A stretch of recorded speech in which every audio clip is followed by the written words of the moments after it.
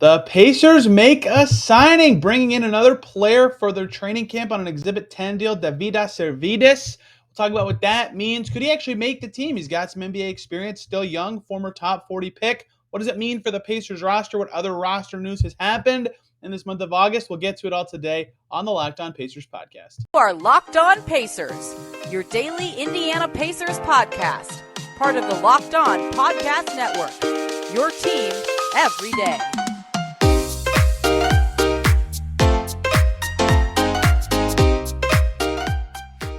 Welcome in to another edition of the Locked On Pacers podcast, where we, of course, talk about the Indiana Pacers as always.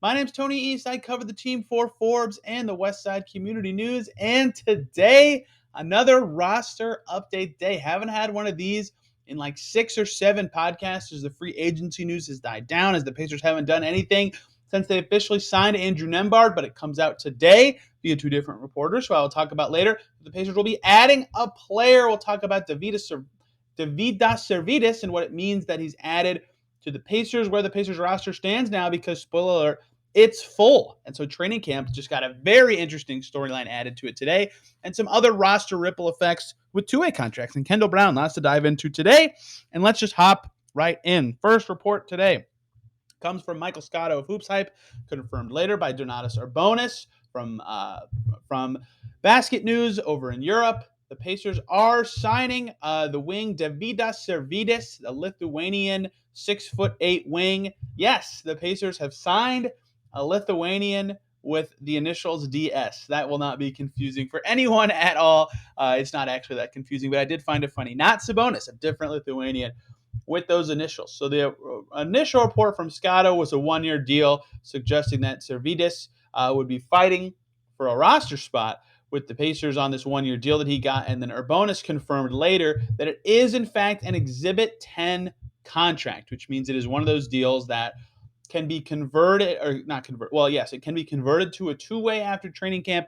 The other thing that can happen is if he gets cut by the Pacers after training camp or in preseason, he gets a bonus of an agreed upon amount up to $50,000 if he signs with the Mad Ants. And this could have been a little tipped when, last week the Mad Ants made a trade. They traded away Kiefer Sykes to the Motor City Cruise for Sirvydis' G League rights, as well as Kiefer Sykes' G League rights, I should say, for Sirvydis' G League rights and Derek Walton's D League rights. So perhaps a little tip that this was coming, that the Mad Ants acquired Sirvydis' rights, and Justin Anderson went through the same thing last year. Pacers traded with the Long Island Nets to get him in, and he got an Exhibit 10 with the Pacers right after the end of preseason action. So they got him into the Fort Wayne system via these exact sort of transactions. So who is Sirvydis? Why did the Pacers bring him in on this Exhibit 10 deal? Could he actually be a guy who makes the roster? Because there's going to be some roster battles at the end of training camp now, right? The Pacers are up to 20 guys, which is the max. That doesn't mean they're done. They could be done, but that doesn't mean they're done. But it does mean that they have more Exhibit 10s than a team typically does, which means there could be competition for two-way spots.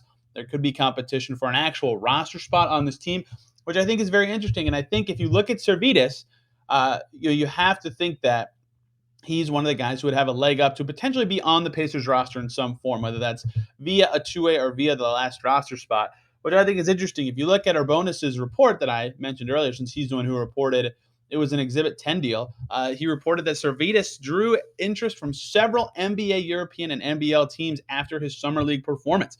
And that Summer League performance, he played with the Pelicans this year and scored 16 points per game, shot 46% from the field, 42% from deep, 78% from the foul line, as well as over 5 rebounds a game. So he really put his stamp on it, had a really big 6 3-pointers made game.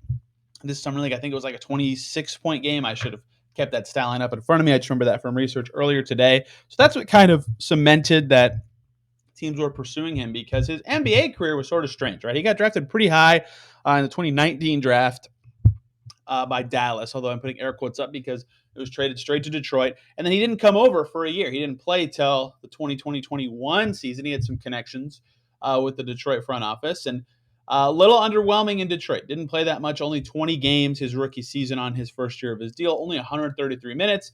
They didn't even bring him back for year 2 as his top 40 pick. They did not bring him back for a second season, but this past season was ravaged by COVID. They had to insert hardship contracts, And Dwayne Casey and the Pistons front office did decide that his playbook knowledge and his abilities would fit them for that. So he did play 3 games with Detroit this past season for 27 minutes, so about 9 minutes per game in those games. So a 2-year vet who is a former top 40 pick. And the thing that's been interesting is at the pro level, not a ton has materialized. About 32% from deep, 30% of his shots have gone in, 30% in his career. That's not very good. 15 for 50 on the nose.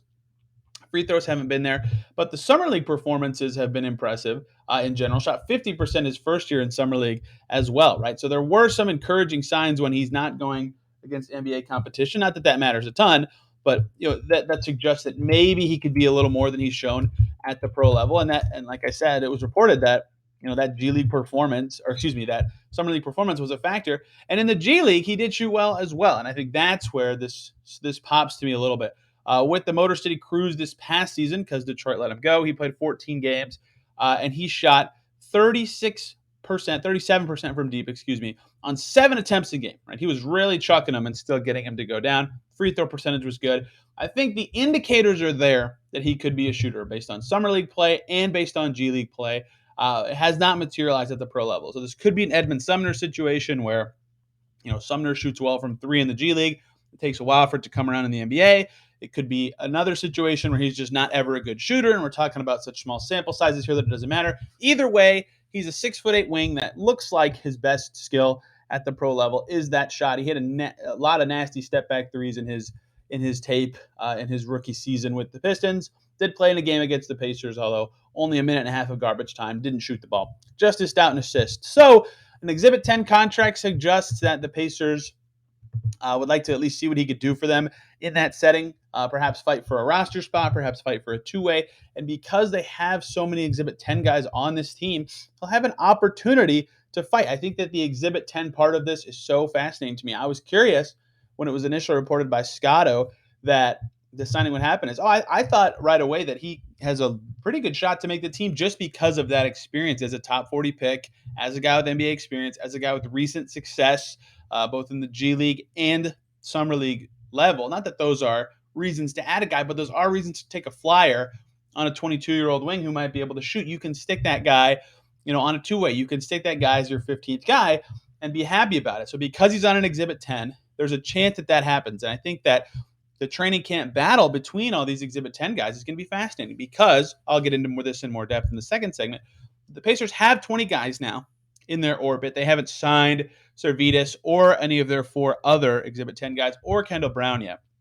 But assuming that they do ink all those guys, that's a lot. Kendall Brown, who knows what his deal will be, but 5 of those guys are on Exhibit 10. So there's 2-way availabilities that are open. There's a roster spot that's still unclaimed. Only 14 serious, or NBA, serious is the wrong word, 14 actual NBA contracts that have been signed and agreed to by the Pacers. So there is wiggle room on the team to add someone else to that spot. I don't know if the Pacers want to go a full guarantee on that, and I'll talk about that in the last segment here as well. But there will be some interesting battles, and it seems like Sirvydis, just based on his resume, and that the fact that the Pacers, made this trade to get him at the G League level, at least have some level of interest in seeing what he can be. Even and all the other Exhibit 10 guys they have are rookies that they snatched up in the undrafted free agency process. So you have to imagine if he has even at least a decent training camp, assuming nothing else happens roster-wise, between now and camp starting, and between the Westbrook stuff that's out there, Kevin Durant, Donovan Mitchell, 3-team trades, the Pacers not being at the floor, there's nothing that says they're done. They could still move some of their 20 pieces around and end up at a different 20. But as of right now, I would give Sirvydis a leg up on the rest of the Exhibit 10 guys to have a shot to either be the 15th man on a non-guaranteed deal or get a 2-way and split some time between Fort Wayne and Indiana, and whoever else gets the other 2-way. They could share some duties, improve together. Those 2-way guys, whoever the 2 of them are, always end up being really close. Duane Washington and even DeJon Jarreau, even though he only spent about a month with the Pacers last year, they were close. Terry Taylor obviously grew into that as well. Nate Hinton and Gabe York were close. They had to spend some time together in Fort Wayne before coming to the Pacers. So either way, I think Sirvydis would have the leg up as of now. But if things change a little bit or different details are revealed about some of these guys' contracts, that could, of course, be interpreted differently. But the Pacers signed someone, and that would be their 20th guy in orbit. And so let's put a bow on this. The Pacers roster, if there's no trades between now and training camp, might be complete for preseason and camp. Let's talk about who the 20 are and what the new interesting storyline is. Now that the new guy they signed is on an Exhibit 10 contract. Excuse me, hiccups during a podcast. Terrible timing. Before we do that, let's talk about betonline.net, the fastest and easiest way to check in on all of your betting needs. You can find all the latest sports and events at the number one online source for odds, lines, and games, betonline.net. They've got reviews and news for every single pro league, Major League Baseball, NFL, NBA, NHL, combat sports, esports, even golf. NFL up and rolling now. Training camps are going. Colts are rolling over at Grant Park and Westfield. Baseball trade deadline just happened. And BetOnline continues to be the top online resource for all of your sports wagering information, from live in-game betting, scores, and podcasts. They have you covered. Head over to BetOnline today or use your mobile device to learn more about the trends and the action over at betonline.net, because BetOnline is where the game starts. Thank you, as always, for making Locked On Pacers your first listen today and every single day. For your second listen, let's just plug Locked On Pistons here. Kuka Hill does a great job covering that team. They're going to be young and fun. And they had Sirvydis last year and the year before. Kuz covered him before. He will cover a team without him now because he's on the Pacers. And the Pacers now have 20 guys. That is the maximum you can take into training camp, is 20. And that's why this is so fascinating to me. The Pacers roster could be done at this stage. So they have 14 guaranteed contracts. I will read through all of them just for the refresher for the sake of this segment. From highest paid to least paid, it's Buddy Hield, Miles Turner, Daniel Tice, TJ McConnell, Benedict Mathurin, Goga Batadze, Jalen Smith, Tyrese Halliburton, Chris Duarte, Aaron Nesmith, Isaiah Jackson, Andrew Nembhard, O'Shea Brissett, and Terry Taylor. 14 guys on the Pacers this season, 13 guaranteed deals, plus O'Shea Brissett, who might as well be a guaranteed deal on this team. So they're one spot short of having 15 standard NBA contracts, which we'll talk about in a second. So they can carry 20 guys into camp. That's only 14. The other 6 names are Kendall Brown, who's sort of TBD out there. There's been some reporting from Zach Pearson of 8.9 seconds that he could get a 2-way deal. And then 5 guys who are reportedly signing Exhibit 10s with the Pacers this season. That would be Eli Brooks, who played for the Pacers in Summer League, Jermaine Samuels, who played for the Pacers in Summer League, 2 undrafted guys, Tevin Brown, a 3rd undrafted guy who played for the Pacers in Summer League, Fanbo Zhang, who played for the G League Ignite last year and then played for the Pacers in Summer League, and now Sirvydis. That makes 20. That's the max the Pacers can carry into camp. That means unless they make a trade that's 2 for 1, unless they send away someone and don't get anybody back, guys from last year's team who weren't traded away, obviously Brogdon will not be on the Pacers this year, but Lance Stevenson, who's still out there, Nate Hinton, who's still out there, Gabe York, who's still out there, and obviously Duane Washington, who we'll talk about in the third segment here, who signed with a different team, not back with the Pacers unless other moves are made. Those 3 free agents still not with another team. Very unlikely as of right now that they will be back with the Pacers unless moves are made elsewhere to bring them back to the team. Lance is the only, I think, noteworthy one there. Hinton, good relationship with Carlisle. Pretty good young player, honestly. I thought he had a chance after finishing last year on a 2-way to come back, and he played for them in Summer League, but I get why he wasn't a strong pursuit from the Pacers, if that makes sense. Perhaps he could join the Mad Ants at some point. Anyway, and York's just older for a guy of that kind of ilk at this stage. So not those 2 aren't surprising. Lance, reportedly, like I talked about at the beginning of the week, willing to take any role to be back with the Pacers. But they're at 20 now. They cannot bring in more guys. That's the team. This is the Pacers team, is those 20 guys I just named. Now, what this doesn't mean, their full roster does not mean they're done. Their off season's over. They could still do, again, this is stuff that's been loosely reported, so I will throw it out there as fake hypotheticals, but they could still do like Buddy Hield for Russell Westbrook. That still keeps them at 20 guys, right? That is still possible, assuming they get picks in there. They wouldn't just do that trade straight up. Now, the other thing here to note is 6 of those players are still not officially signed. Sirvydis, the other 4 Exhibit 10 guys, and Brown have not signed yet. So the Pacers, let's just say the Lakers come and to the Pacers and say, hey, we'll give you Westbrook and Talen Horton-Tucker and 2 first-round picks just for Buddy Hield. We're desperate to get off of Russ. LeBron is now extension eligible, and he said he'll only do it if we make this exact trade. This is a very stupid scenario, but this is just to describe what could happen.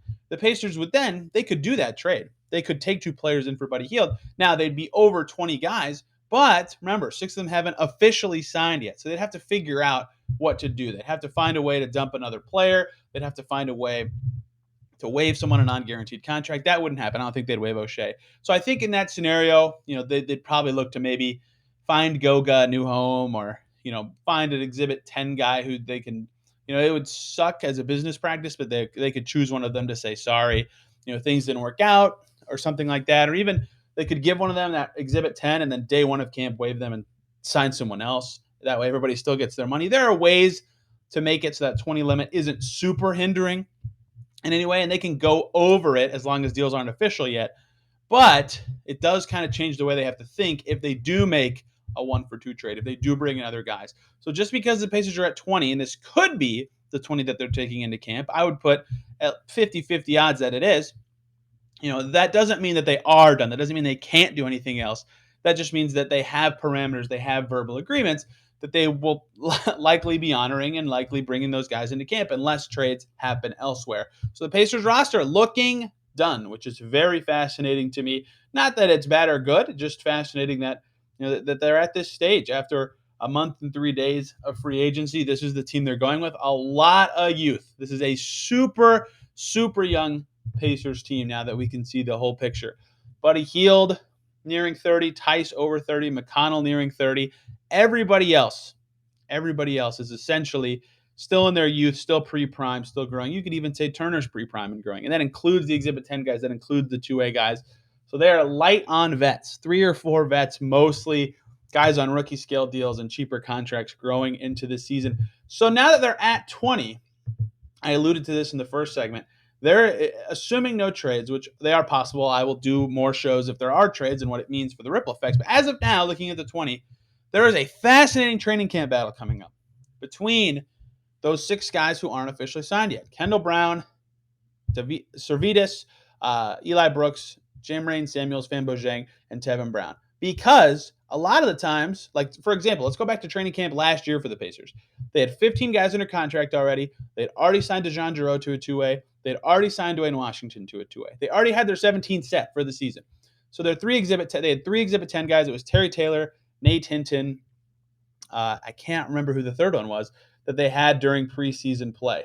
But I should have been able to remember that. Anyway, they came in with 3 guys on Exhibit 10 deals, and it was very obvious that they were all going to be waived and end up with the Mad Ants. It was very obvious who those guys were going to be. And so this year, they have potentially 5 Exhibit 10 guys who could actually be fighting to have their deal converted to a 2-way or to actually make the Pacers roster on that Exhibit 10 deal. If they do make it, it's just a 1-year minimum contract, totally non-guaranteed up to the league-wide cut-down date. And I think the Pacers would be happy to have a non-guaranteed deal. But it's very unusual to have this sort of situation where, where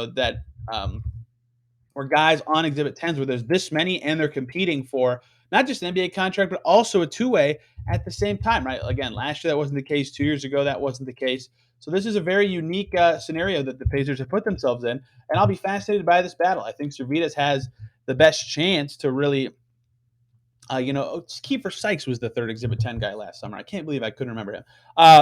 They have the battles set up to be interesting. Like Sirvydis seems like he'd have a leg up to get one of the 2 spots, and then maybe Fanbo is a forward, Fanbo Zhang, maybe they like that. Jermaine Samuels is a forward, maybe they like that. But they also have liked having guards in those spots. That's why they got Duane Washington on a 2-way undrafted right away. Last year, they had 2 guards in the 2-way spots last year. Maybe that gives Eli Brooks a really good chance. And I would understand them wanting to keep another guard on a point guard even on a 2-way spot, right? Given how important point guard was to them last year.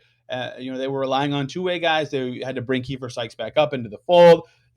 They had relied on a ton of different dudes to be their emergency point guard between injuries and COVID and stuff, and they learned how important that position is. It wouldn't surprise me if they kept Eli Brooks on a 10-day, or excuse me, on a 2-way to have that last spot to hold it down. So you could make the argument for any of really between Fanbo Zhang and Tevin Brown, who can shoot it, and Eli Brooks, who's a guard, and Jermaine Samuels, who's a quality forward, and Sirvydis, who has NBA experience and could potentially be a good shooter, right? And Kendall Brown's obviously in the mix. It seems like Brown and Sirvydis would be the 2 guys with the biggest advantage to getting either the last roster spot or one of the 2-ways. But really, there's 3 things. There's 2 2-ways and a roster spot available for those guys to fight for. And that is unusual in the training camp setting. I'll be fascinated to see how it shakes out. Preseason action could actually mean quite a bit for those guys if they play and play well, or if they fit in and they look good. And obviously the practice time is important as well. But if those guys do well, that could mean a lot for their careers and the Pacers' decisions in settling their roster this season. So now that their roster is set, I want to talk a little bit about Kendall Brown and where he fits in this mix, and Duane Washington signing with a different team, some of these roster battles as the Pacers shake out. Let's do that. Thank you, as always, for making Locked On Pacers your first listen today and every single day. For your second listen, Locked On Suns, to hear more about Duane Washington signing a two-way in Phoenix. Perfect segue. Let's jump into that. If you'll notice, when I talked about guys from the Pacers last year who will not be back this year, I said Lance and Nate Hinton and Gabe York. I did not say Duane Washington because he signed with the Phoenix Suns on a two-way contract. Very interesting. Very interesting to see him ink a deal that is a two-way instead of, the Pacers could have offered him a two-way in theory. And I will actually bring up the Pacers connection here. Good for Duane to get, another deal somewhere. He earned it. He was good last year. I thought the Pacers were going to re-pursue him. I thought that made a lot of sense. I get why he wouldn't have wanted to come back on a lesser contract or a lesser role than he had last season with the same team. He might have felt like he earned more or needed a bigger role. But let's talk about the reason I'm bringing this up today. Beyond that, he signed somewhere else. Scott Agnes in Fieldhouse Files reporting on Duane Washington signing elsewhere. He said, let me find it. The Pacers expressed interest in bringing Washington Jr. to training camp, a league source told Scott, but Duane Washington wanted more than that. He probably wanted a guaranteed spot of some sort, a two-way or guaranteed money or something with a team, right? Instead of just being, in limbo on a non-guaranteed deal or a training camp deal. Scott also puts the Pacers liked Washington Jr., especially the coaching staff, but he said they clearly weren't willing to use one of their two-way contracts on him, and that obviously is connected to the fact that he signed a two-way with the Suns and not the Pacers, right? So that makes sense that it would be like that, and it makes this interesting to me is that they weren't willing to give him that 15th roster spot, and clearly they weren't willing to give him a two-way as well. So having him into camp, I think they were encouraging a roster battle of some kind between these final Exhibit 10 slots, which is so fascinating. Perhaps that they're putting Kendall Brown in this mix where they're saying, hey, maybe you will be on a two-way. Maybe you can fight for more than that, though, if it works out that way. And I think the reason this is all shaking out this way, this isn't the primary reason. There's a lot of reasons that could be in play here. But I think a key motivating factor is I think the Pacers' 15th roster spot, they would like it to be a player on a non-guaranteed contract. So they can easily move off of it during the season and have some flexibility heading into the trade deadline. I'll talk about a little more why in a second. But, Duane, the Pacers having interest makes sense to me because, and I was talking to Chad Buchanan last year right after the draft at one of the press conferences. He was talking about how they like to have guards in those spots, ball handlers. That's why they signed Giroux. That's why they signed Washington. You can never have too many guards in these situations. And so having guys like Eli Brooks in the fold makes sense in that way as well. But I thought that Duane Washington's a guard. They liked him last year. He outperformed expectations. Maybe they would bring him in for the same reasoning to a similar role. But if he wasn't willing to take it or he wanted more than what the Pacers were willing to offer, it makes sense that he would have walked. So Duane Washington not going to be a Pacer this season. I think that was kind of well known by the fact that he hadn't signed yet, despite being waived weeks ago, and his deal being pushed back and non-guaranteed. But good for the Suns. A lot of Suns fans thought it was very funny, and I get why, that the Pacers waived Duane Washington to clear space for Ayton, and then the Suns matched Ayton and signed Duane Washington. It worked out in a very funny way for Phoenix. Obviously, the Pacers would have signed if they wanted to sign Washington, they had the means to do so. So clearly, there was some sort of disconnect between the two camps there. But Duane Washington, Phoenix Sun, not Indiana Pacer this coming season. So Kendall Brown now, a guy I want to talk about here as well. A little bit in limbo. I'm not really sure what to expect. Not in limbo in a bad way, just unsure of what his future is going to look like because he's in an interesting spot to me where, it's been reported by Zach Pearson at 8 points, 9 seconds that he will be on a two-way this coming season. But why would he jump all over that right now? And Exhibit 10 gives him a chance to fight for the last roster spot on the Pacers. There's going to be some interesting sort of shuffling of those last spots. Now, if you're Kendall Brown and you want to have a long NBA career, it might be better to take the two-way because if you get the last Pacers roster spot, you could get cut mid-season as they try to open up a roster spot if your deal is non-guaranteed and you're not doing well. And if you're the Pacers who just traded stuff to get the 48th pick, you probably don't want to turn it back to your owner and say, hey, that stuff we traded away to get the 48th pick, we just cut the guy 3 months into his career. So maybe they don't want Kendall Brown on a non-guaranteed deal, and maybe they don't want it to be maybe they'd prefer it to be a two-way. But in his spot, where he's fighting for this last spot and the two ways, who knows what will end up happening there. I think that roster battle and him being unsigned is still interesting. But that said, I think that now the dust is settled and they have 20 guys and we know who they are, and the Pacers roster situation is really obvious and set. If there are no trades, I think it makes all the sense in the world that Kendall Brown would be on a two-way. Given that they haven't inked him to anything yet, kind of tips that to me. They could have signed him millions of years ago. They have the space to do so.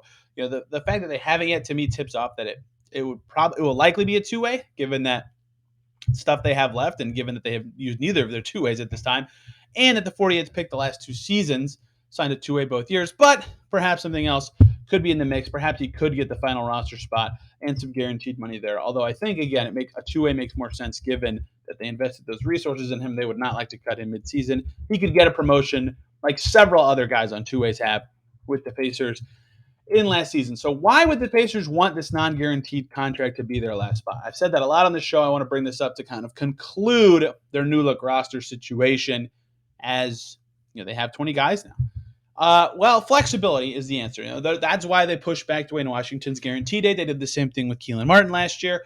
And in the history of the Pacers, since I've covered them and understood the cap well enough to talk about it, at least, and not sound like a total idiot, they love having a non-guaranteed contract for their 15th guy.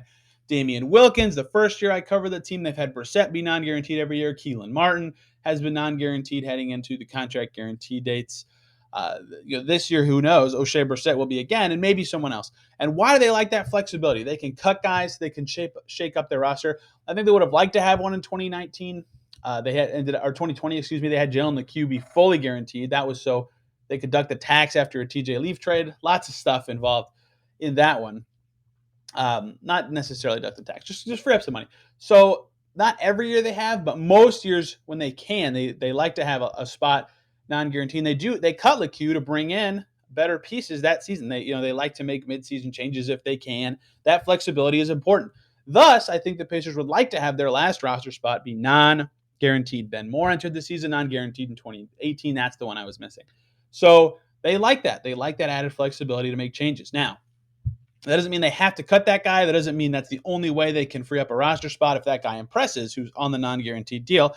But the Pacers like that flexibility anyway, and I think even more so in a season where you're below the salary floor. You can open a roster spot to take in some crappy money from another team, so you get an asset as the Pacers, and you help yourself get to the salary floor, and that team can be happy that they shed money or help themselves set up for a big, grander trade. I think that could be valuable, having that spot, having that money mid-season. San Antonio will also be in the mix there as well. But I think that the Pacers having that flexibility is even more important given their salary situation, given where the team is from a team-building perspective. So that's why I think whoever gets the final roster spot, even if it's not one of these Exhibit 10 guys who's currently in the Pacers orbit, will be someone who's taking a non-guaranteed contract or a contract guaranteed like $500,000 or less, so that they can cut them at the deadline date in January, have their roster set up, be flexible, be prepared for what moves they could make in the future. That doesn't mean they will do that, but given their MO in past seasons and given their current team situation, I think that makes a ton of sense. And I think that structure has worked well for them enough that they'll continue to pursue it. And so, Exhibit 10 contract guys, if they make the roster, if they are one of the 15 guys on the team, that is by default a one-year non-guaranteed contract. So it does make sense still that, in theory, Kendall Brown could get that, but I think the Pacers would also like to have him more than 1 year if he turns out to be good. So my prediction for you now is that the two-way and final contract slots, if the Pacers make no trades, and these are their 20 guys, I think Kendall Brown's one two-way slot, and I think the other one will either be Fanbo Zhang or Eli Brooks. And then I think the final 15th spot, as of now, I would give to their new guy that they brought in today. I'd give that to Sirvydis, but I understand how any of Samuels, Brown, or there's so many names, I can't even keep up with all that. I'm missing one final Exhibit 10 guy here. Could get into the mix and end up being one of the guys that's in this mix. So if you have questions about all that, because that was a lot of words and thoughts about the Pacers roster now that it's set at 20, now that they have a new guy in the mix, hit me up on Twitter right here at TEastNBA. If you're on YouTube, you can see me pointing at it. This podcast is at Locked On Pacers. Next week, going to be changing up a little bit gears. Going to try to do a couple of these this month. We'll have our first player interview on the show next Monday, a former Pacer who was with the team for 2 years, still here locally in Indy, during the Paul George era. Should be a fun one. I'm excited for that. If you can guess who it is, congratulations. But it'll be a very fun show. So stick around for that. You won't want to miss it. Thank you guys a ton for listening. Have a great weekend, and we see you on Monday.